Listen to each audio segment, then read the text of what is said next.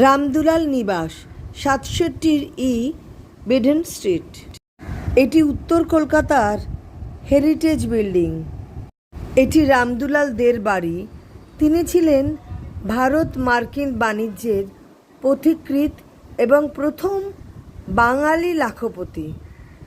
১৭৭০ সালে রামদুলাল দে প্রথম এখানে দুর্গাপুজো শুরু করেন।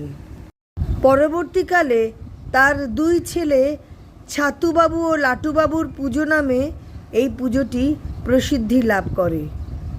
এই দুই ভাইয়ের শখ ছিল বুলবুলির লড়াই। অনেক বুলবুলি ছিল, তাদের দানা পানি খাইয়ে অনেক টাকা ব্যয় করে যুদ্ধ কৌশল শেখানো হতো। এই বাড়িটি অনুষ্ঠান উপলক্ষে এখন ভাড়া দেওয়া হয়। এই হলো ছাতুবাবুর বাজার, যেখানে বিরাট বড় চড়ক মেলা হয়।